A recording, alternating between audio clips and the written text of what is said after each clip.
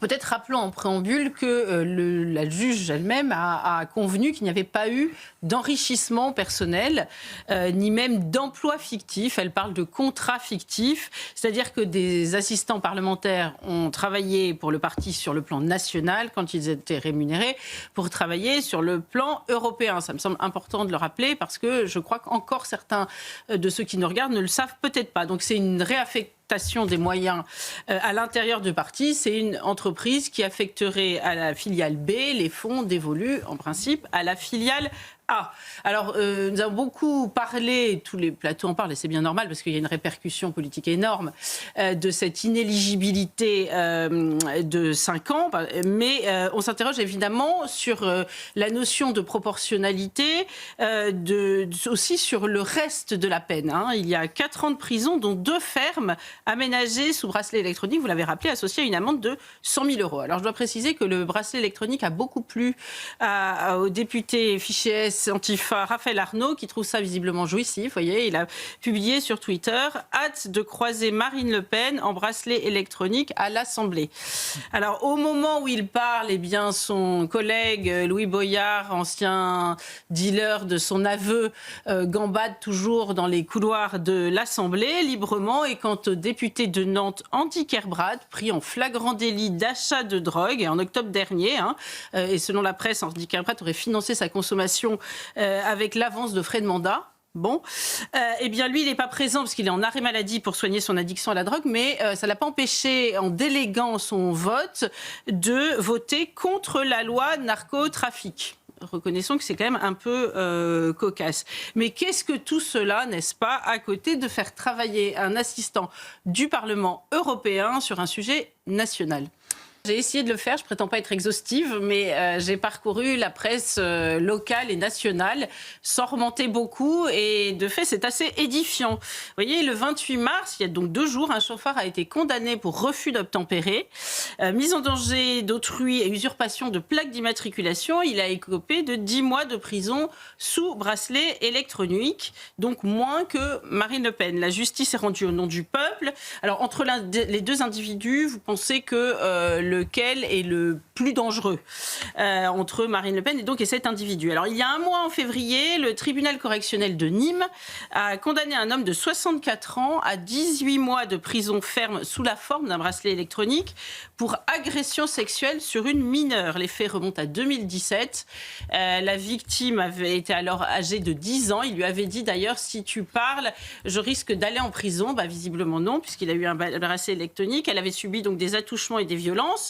Eh bien, donc, moins que Marine Le Pen, encore une fois. Alors là aussi, les Français se posent la question. Ils envoient leurs enfants en train pour aller voir leurs grands-parents pendant les vacances de Pâques. À côté de qui souhaite-t-il qu'il soit plutôt assis, cet enfant, à côté de cet individu ou à côté de Marine Le Pen?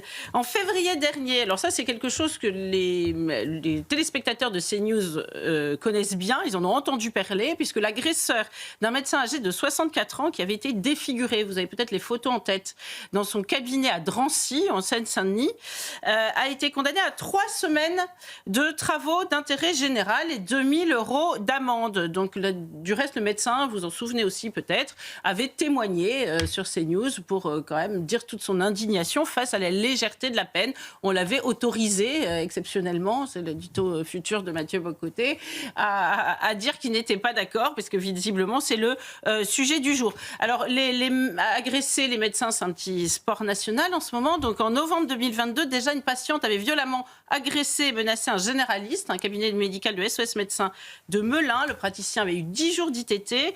Eh bien, cette femme a eu 10 mois de prison, dont 3 fermes sous bracelet électronique. Donc, décidément, tabasser son médecin est moins grave que faire travailler son assistant sur un thème national plutôt qu'européen.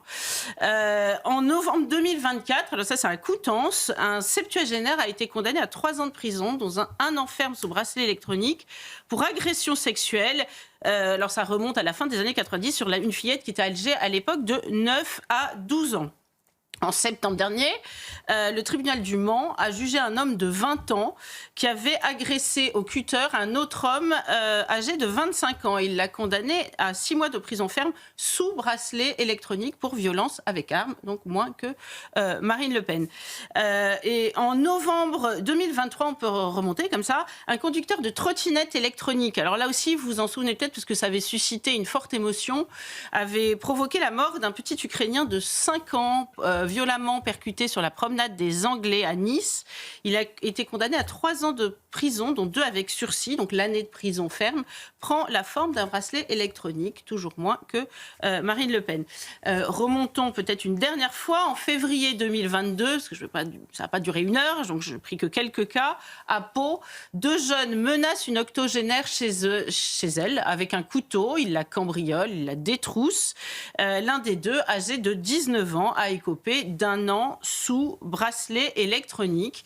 Alors, entre Marine Le Pen et ces individus, quel est celui que les Français préfèrent éviter de croiser? Des gens peuvent dire que cela n'a rien à voir, mais bon, au contraire, cela a tout à voir, tout est lié, et c'est précisément parce que la justice a perdu pied, est devenue complètement hors sol. Elle a perdu pied avec cette réalité basique qui est la protection d'un peuple et la hiérarchie des sanctions. Alors, en fonction des faits, vous voyez, et non de la tête du client. Et c'est pour cela que cette justice n'est plus comprise par celui au nom duquel elle la rend, le peuple français. C'est quand même un comble. Vous savez, les 3 missions de la justice, c'est simple, hein, vous allez sur le site de n'importe quel